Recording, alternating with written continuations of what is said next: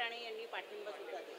हे बघा, नितेश राणे साहेब ज्यांचे चिरंजीव आहेत, थोरले राणे साहेब एक मोठे नेते आहेत, मुख्यमंत्री असताना मंत्री असताना त्यांनी अख्ख्या महाराष्ट्राचा विचार त्या ठिकाणी केलेला आहे, समावेशक विचार केलेला आहे।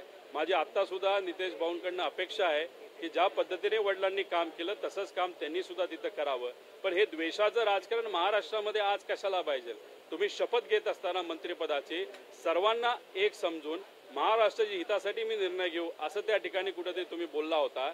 आता तुम्हाला ज्या विषयाचं मंत्रिपद मिळालेलं ते सोडून तुम्ही नको त्या विषयामध्ये जात असाल तर मी मुख्यमंत्र्यांना एक विनंती करतो, एक द्वेष पेरण्याचं मंत्रिपद त्या ठिकाणी काढण्यात यावं आणि त्या मंत्रिपदाचं कॅबिनेट मंत्री हे नितेश भाऊंना त्या ठिकाणी करावं। आणि हे जे काय चाललंय की या गावामध्ये सरपंच असं काहीतरी बोलतोय तसं काहीतरी बोलतोय, म्हणजे महत्त्वपूर्ण विषय राहिले बाजूला।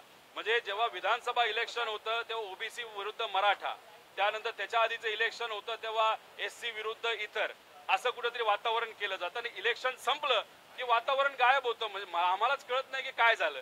आता याच्यामध्ये सोयाबीन शेतकरी जो आज पीडित आहे तो ओबीसी पण आहे, मराठा पण आहे, इतर समाजाचा पण आहे।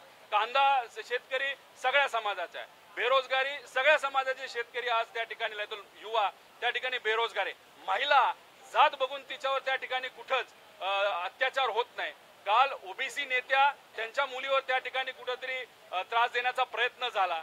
त्याच्याच बरोबर पुण्यात जी घटना घडली वेगळ्या समाजाची, म्हणजे कुठंतरी एखादा अन्याय होत असताना समाज बघून होत नसतो। त्यामुळे राजकारण करत असताना समाज बघून राजकारण करण्यापेक्षा महाराष्ट्राचं हित बघून आणि महाराष्ट्राला एक नंबरचं राज्य कसं करायचं याची आज खरं बघण्याची जरूरत आहे।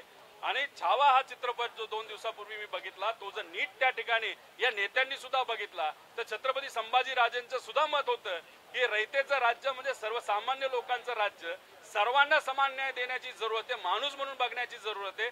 संतांनी हेच आपल्याला सांगितलं, पण आजच्या सत्तेतल्या नेत्यांना संतांच्या विचाराची विसर पडली आणि मानवांच्या विचाराची विसर पडली। म्हणूनच भाजपचं सरकार आल्यापासून आतापर्यंत महामानव, त्याच्यामध्ये महात्मा फुले शिवाजी महाराज असतील, डॉक्टर बाबासाहेब आंबेडकर असतील, कर्मवीर भाऊराव अण्णा असतील, या सगळ्यांवर मोठे नेते नाही तर छोटे नेते बोलून मोकळे झाले, त्यांच्या कुठेही त्या ठिकाणी कारवाई झाली नाही। ही दुर्दैवाची गोष्ट आहे। आपल्या या महाराष्ट्रामध्ये या सगळ्या गोष्टी होत आहेत। तुम्ही पाहत आहात महाराष्ट्राच्या कुशीतलं GK न्यूज मराठी, सात जनतेची, भूमी महाराष्ट्राची।